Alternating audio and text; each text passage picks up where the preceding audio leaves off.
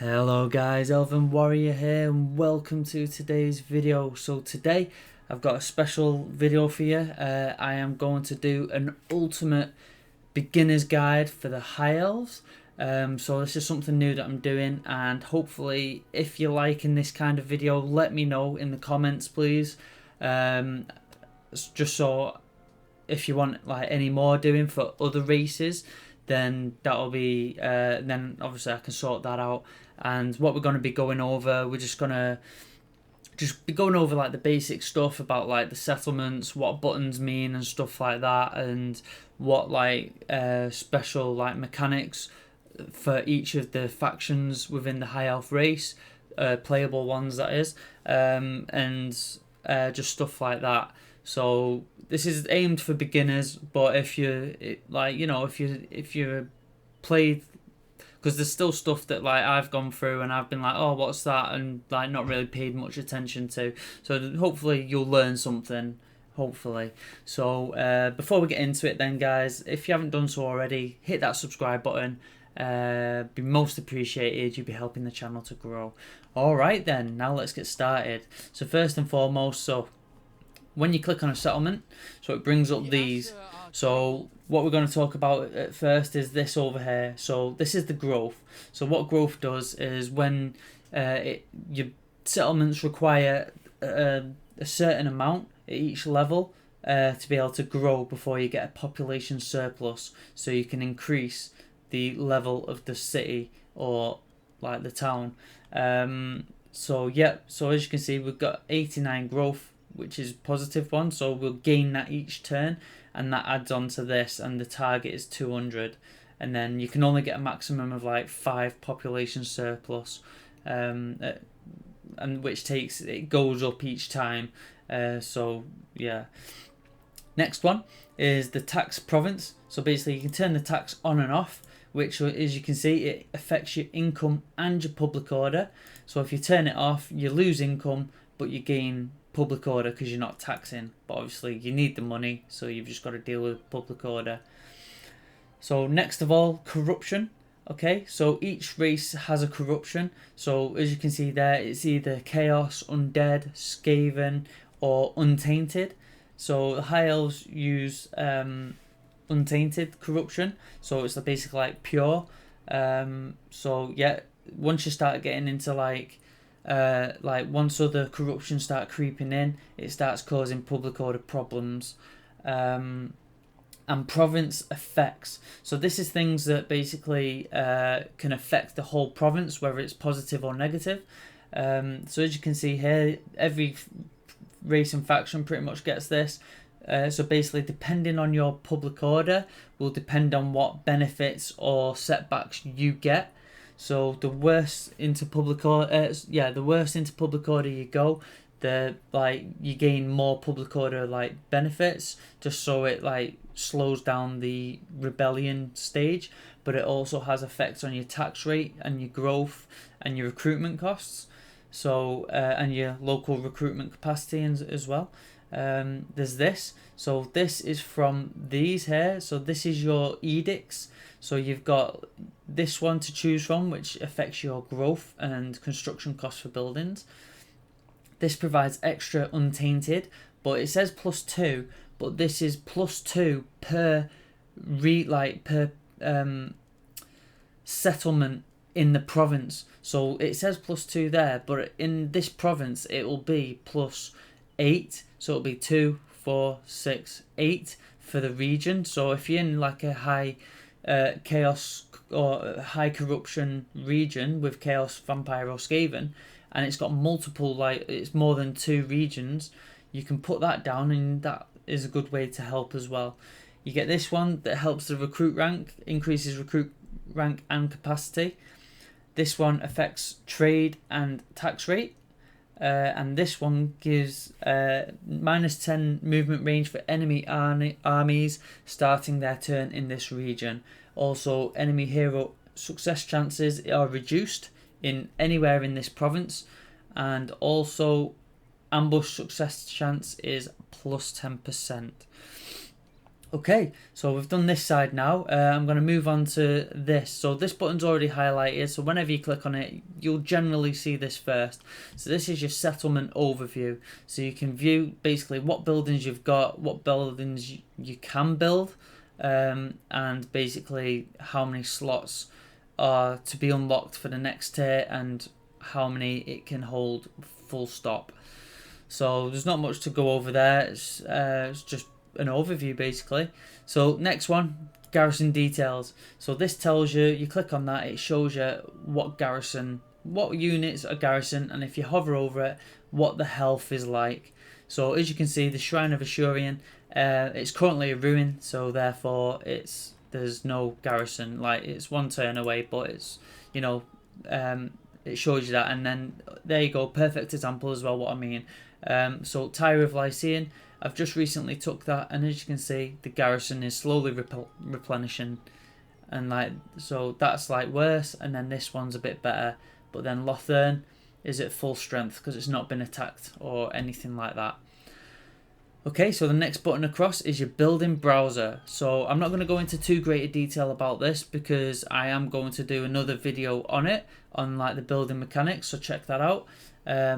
But this is, you click on this and you can just literally see every single building that you're allowed to build in that region. As you can see, there's got more buildings in Lothern because it's the capital. Okay, the next button. So the next one, so if you want to recruit a lord, you can come to here and you get given your options. So you have your legendary lord tabs, you've got your archmage tabs, which you can choose like your different laws of magic. So each one has 6 lords in it to choose from. So you have your 2 like negative traits lords, which don't require any influence. You have your basically your really good traits, which cost 60 influence, and you have your okay lord traits, which cost 15 influence, and that's the same for the princes and the princesses. So they're all the same, and it's very similar for heroes as well, but they're just not as high. It's 10 influence and 40 influence, so it's a little bit less. So the next, that leads us on to the next tab, recruit hero. So I currently don't have any heroes to recruit, but you see we have 4 different choices to choose from, and as I explained just previously, it's broken down into 3 different categories again. The crappy traits, the good traits, and the really good traits. So again, that's all that. So that's everything down there. What we're going to go to next is up here. So as you can see, this is your treasury, this is your income for the next turn, and also you have your influence here. So as the high elves, you gain influence by basically after battles there's the option to basically secure more influence, or via agent actions, or by objectives and quests. But if you click on this little button here, it opens this. So this is just a summary of all your expenses so far, and then you've got your trade. So if you click on that, it tells you who you're trading with, what resources you have, what resources you're importing, and basically what you don't have, and also what each resource is valued at. So as you can see, the Elven trinkets are valued at 18. We're selling all of them, and we're getting an income of 108 there, plus a little bit from the tariff, which is good. So the next one, if you want to go more into detail with it, then click on details and you get a complete breakdown of everything. Okay, so that's that. Where we're going to go down here is here now. So this is your objectives. So it's your victory conditions for the long campaign, and if you press this little tab here, this is your short campaign victories. Really easy. You just go through, see what you need to do to be able to attain those victories. Okay, so if you come over here to chapter objectives, now this is one of the things that I never really paid attention to, but it crops up, you can't miss it, because once you achieve like the primary objective here by occupying, loot, raise or sack 4 different settlements, you get the reward. But like what I never really knew was the bonus objectives. So for each time you get, I think you get 5 bonus objectives pretty much all the time. So it's an extra opportunity to gain more reward. So as you can see, the base reward is 2,000, and then 1,000 for attaining that. Again, 1,000 for attaining that one. It's pretty much 1,000 for each one. I don't think it's like that all the time, but you know, you could end up getting 7,000 coin from just by completing every single one of them. Do you know what I mean? So it can be easy money. So that's not too bad. So that's that part. Okay, so the next button is your diplomacy. So if you click on that, it opens up the diplomacy screen. So this is where you get to talk to other factions, other races, and trying to get like agreements, or you can declare war this way, you can make peace, just do all sorts really with it. And you have your reliability, which is very important. You ideally want to try and keep it at very high. You do get, if you're a bit silly, you get flung into situations where it does affect your reliability and you have no control over it. It just takes a period of time, depending on the severity of what you've done and how long. It just takes a period of time for it to come back to very high. Okay, so the next button is the technology. So as you can see here, this is the technology tree. This is where you'll research buffs and bonuses to your faction and your army. They will affect your armies. So pretty much all of these here will affect your armies, whether it's extra speed, extra reload time. There's ones for like extra ammunition, extra missile strength. You know, just like upkeep reductions as well. And then you've got these ones here which affect like upkeep reduction and recruitment cost, affecting your income, extra growth and extra income from ports, extra public order. You know, there's all sorts of stuff. It's just really good. Over here affects like Lord recruit ranks and hero recruit ranks. Again, really, really, really good stuff. So yeah, you just want to work your way through there. Okay, so the next button is the Intrigue at Court. This is unique to the High Elves only, with their influence. And what you can do is with any faction that you have met, you can basically do improve or decrease relations with. But it's not only for just yourself, you can do it between other nations. So basically you can see how it's going there, and you can either improve or decrease the relations between them as well, to like either get them to peace out or get them to go to war. So yeah, it's very handy. It's really good for getting confederations as well, like especially with legendary lords and stuff. Or maybe if you want to try and get Imric, and you confederate Caledor first, and then by doing so you meet Imric in diplomacy and you can start negotiations. So it's really good mechanic. You can see obviously how much influence you got up there. You can see how much you need. Every time you use it, it goes up the price, but then basically leave it a period of turns. I think it's usually like 10 turns or so, and then it comes back down to this. Also, there is certain buildings or traits that can affect the cost of it. So at Lothern, if you get the Phoenix Court, it reduces it by 10% for the to use it. So it's really, really good. Okay, so the next button here is the Rites. This is pretty much exclusive to the Warhammer 2 races. So basically, as you can see, you've got 4 different rites to choose from, and basically, so you can see this one's available to use, but each one pretty much you have to unlock, and it tells you in red writing exactly what you have to do to achieve to unlock it.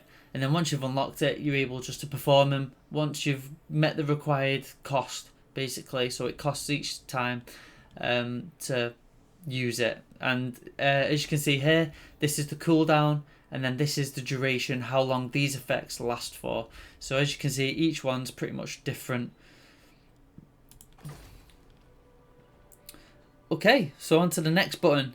So for this one here, you can see it's currently unavailable because it's held by the Scourge of Khaine, but this is the Sword of Khaine. So you can only use this, or sorry, you only get this button as either any of the elves, whether it's the High Elves, Dark Elves, Wood Elves.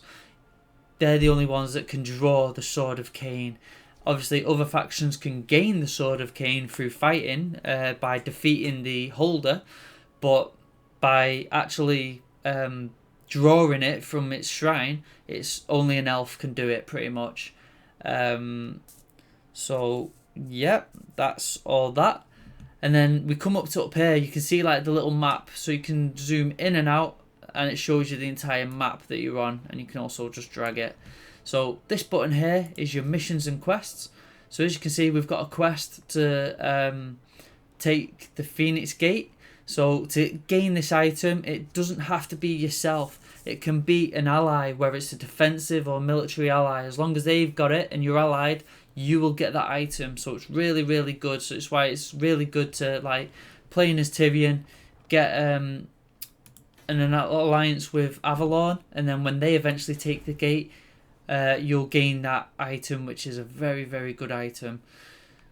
Okay, so your next button is events. So it basically tells you what's gone on over the end turn. So if I press the end turn button here, when it comes up to the next turn, it comes up and it tells you everything. So if you've like built a building, whether your hero or lord has gained a rank, whether something needs an upgrade or something like that, it shows up here. And also like if you've had a foreign trespasser or whatever, it'll show up here, everything like that.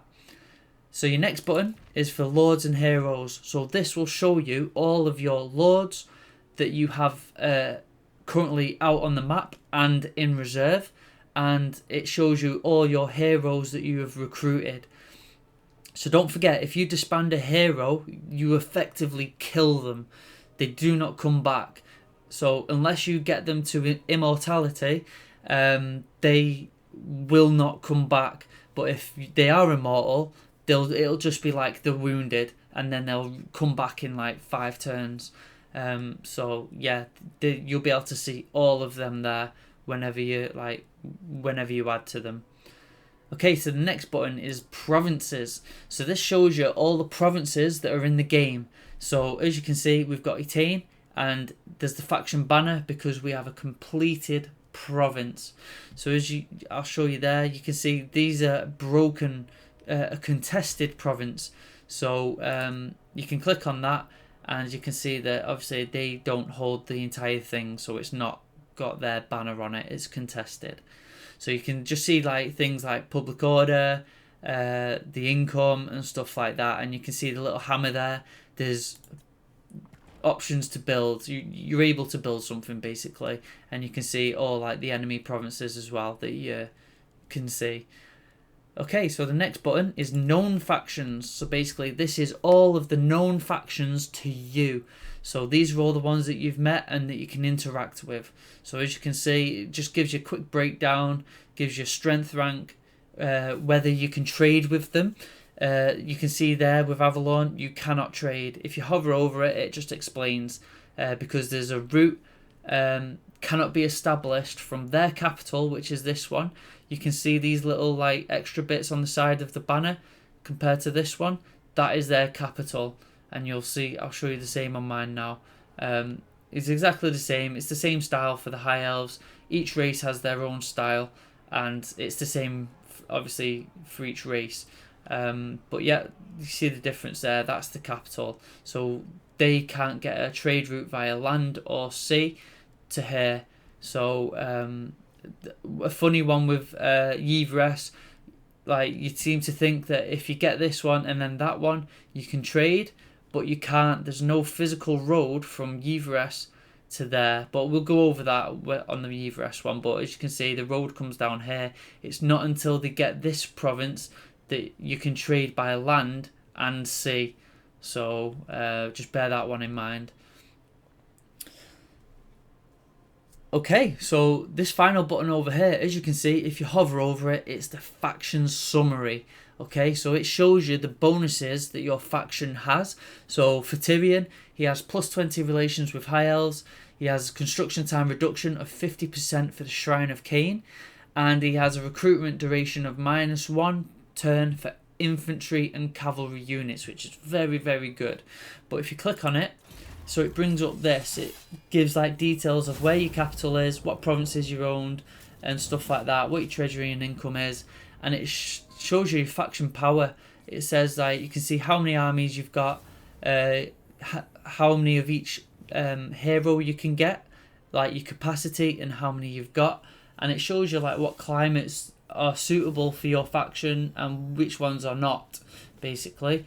And also if you want to see the records, it shows you there, and statistics if you're really interested in that.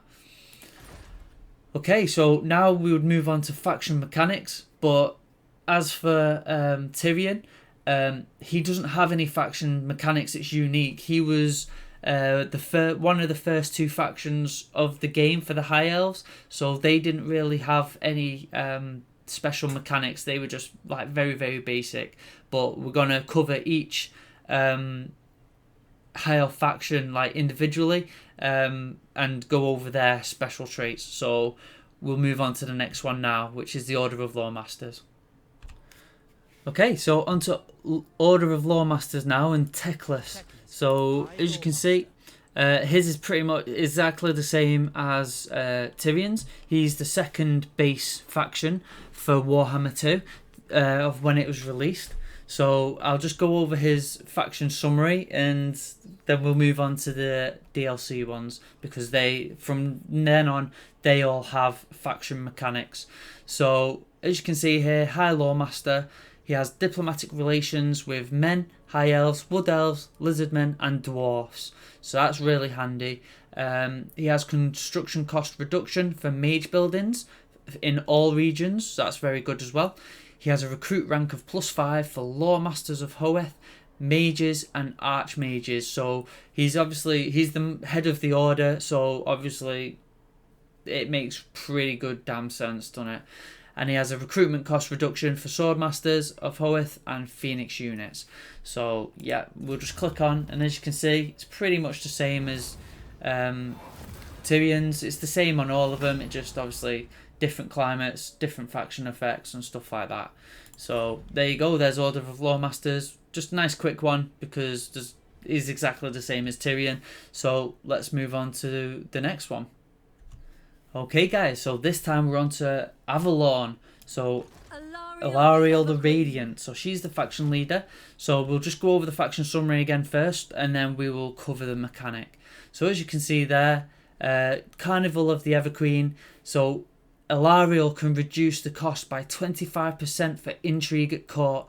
So she can actually, once she gains Lothern, and you build the court of the Phoenix King's building, you can combine that with this. So you can actually get, as Alariel, only 35% reduction for intrigue at court actions. So that's really, really good and really powerful. So she increases the capacity for handmaidens by +2. She has the Invocation of Lilith, improves casting and magic drop chance. And she has the Greater Invocation of Isha, additional bonuses for tree units. So obviously, as you can tell there, she has extra units, and I'll just show you quickly. She has these two rites that are different. So this is completely different, full stop, and then this one has just been added, the regeneration for tree units, all armies. Okay, so Alariel's mechanic. So she has Defender of Ulthuan. Okay, so what happens with this, as you can see, we have current negative effects. So basically what we've got to do, you've got to get the people's trust in Alariel up. Currently it's at 28%. So what you've got to do is you've basically got to start off by securing the inner ring. And then basically once you get to the outer ring, you've got to make sure the entire island is under high elf control. Doesn't matter if it's like your control or whether you're at war with other high elves, as long as the high elves as a race control the island itself of Ulthuan. So all of this here, as long as high elves control that, this will start increasing, and you will get So all of these things, public order, income from buildings, construction costs, diplomatic relations, they will all start to increase. So it's a really powerful thing, really. So it's really, really good. So you've got to make sure you look after it. You've got to make sure you definitely secure the inner ring. She has to me, Elariel has the best position out of the High Elves. Yeah, it's not the strongest, but she has the best position because it's safe. You can control this, you get this gate, and you've just got to be careful from the Dark Elves invading from here early on. So, but yeah, once she's got a really great position. So that's really about it. And also she has this Mortal World's Torment as part of it. This is part of Elariel. So basically, as time goes on and chaos gets stronger, the more like chaos corruption spreads across the faction. And it makes Elariel weaker. So yeah, just watch out for that. So that's everything on Elariel. So let's move on to the next faction. Okay, so next up is Nagarythe. So they are led by Eataine. So let's just go over the faction summary for you. So he has Court of the Shadowlands. So he has a different suitable climate, which is Wasteland. He has a new invocation, a new rite called Invocation of Moraheg. It summons a unique Shadow Crown, Hand of the Shadow Crown hero. So it's a really handy hero specific to his mechanic, to which we'll get to in a second. He also reduces global recruitment by a turn for all units, and he has campaign movement range plus 10% for all armies. So that's very, very good as well. They're really powerful High Elves. So onto his faction mechanic. As you can see up here, we've got 3 targets, and basically what we do, we've got to go basically assassinate the character.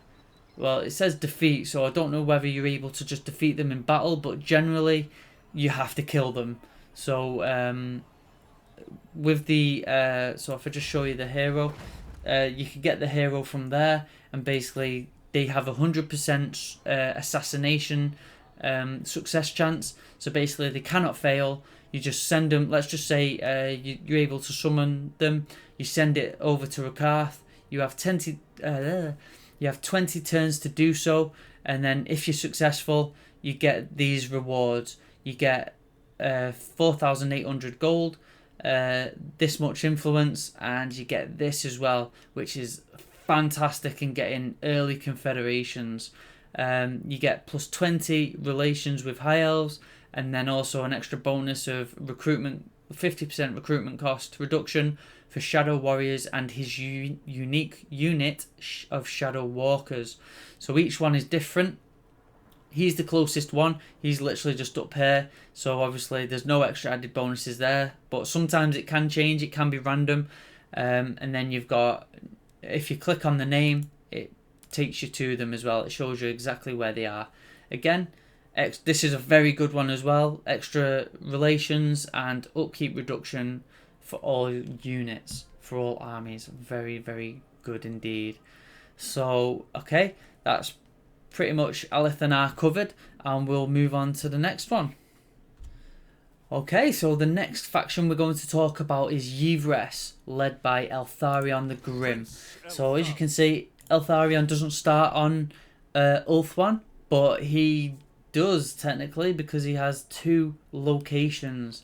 So he's the only High Elf to do so. It's a tricky start, so granted.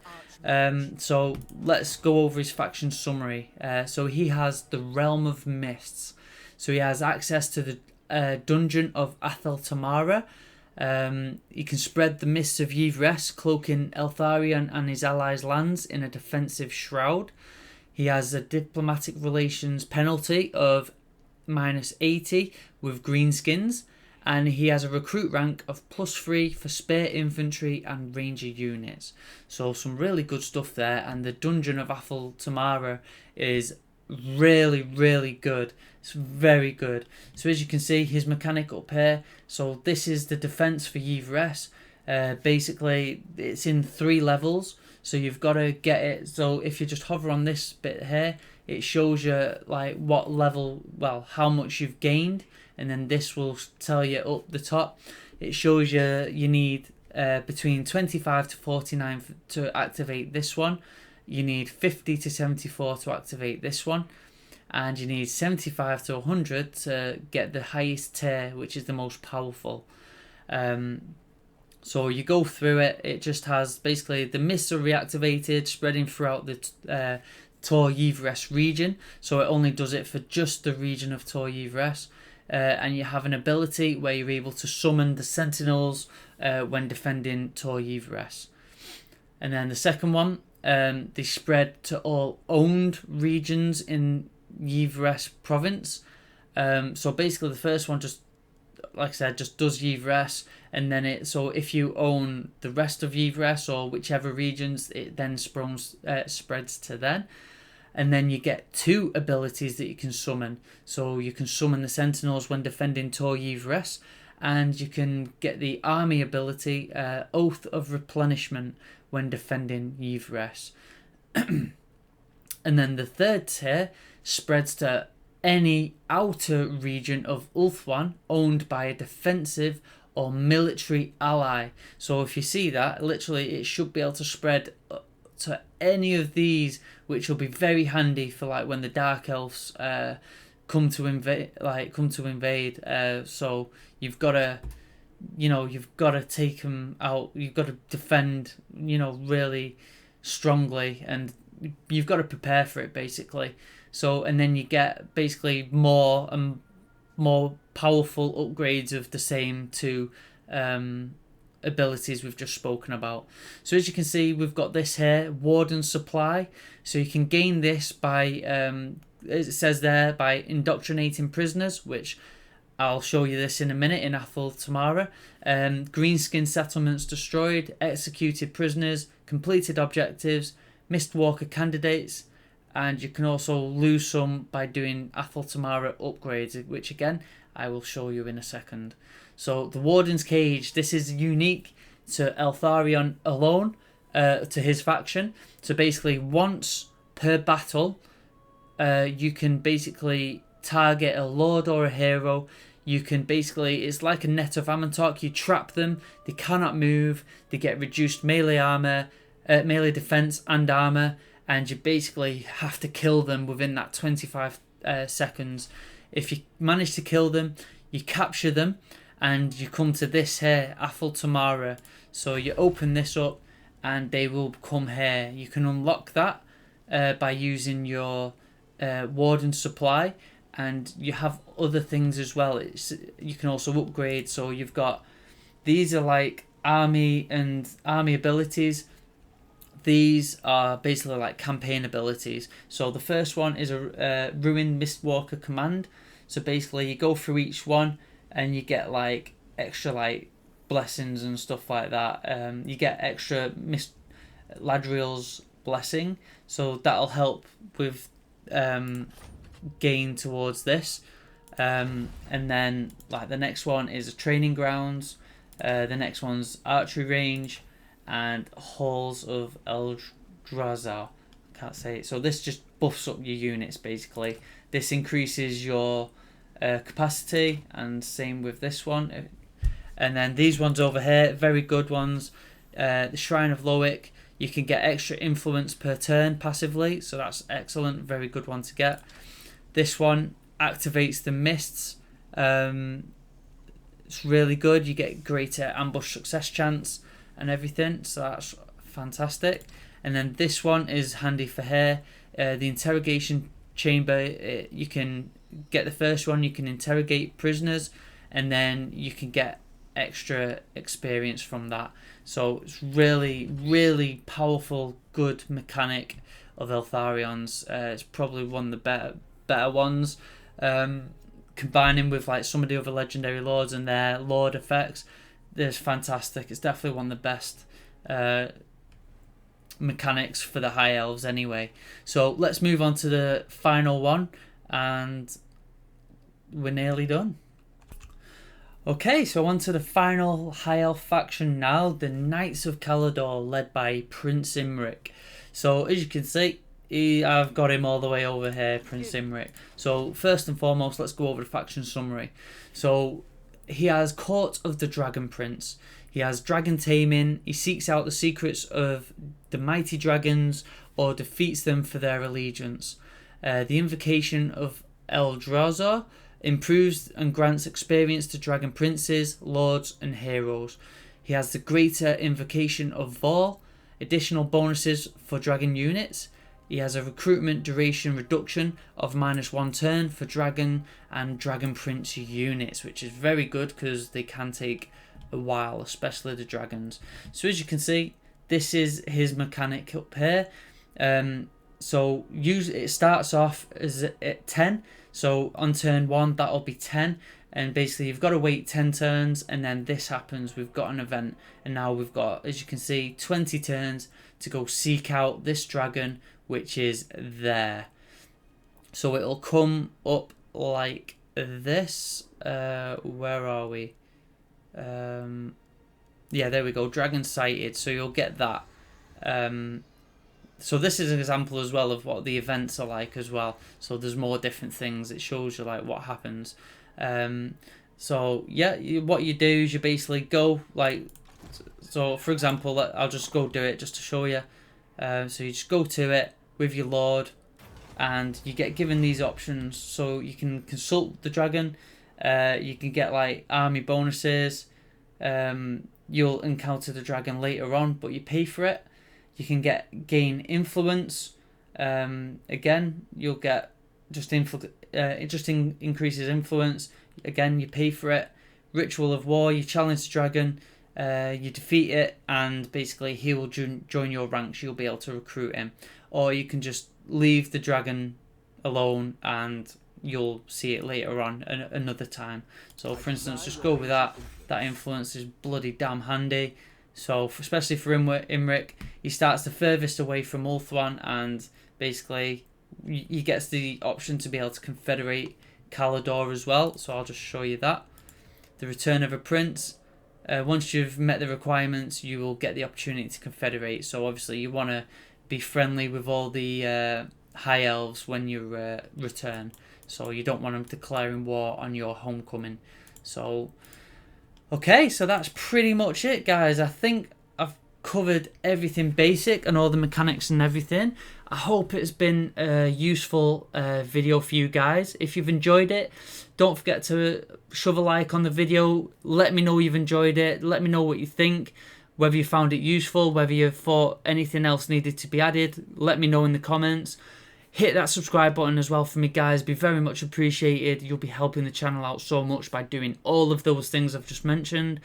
And yeah, just let me know if you want more videos like this so I can make them.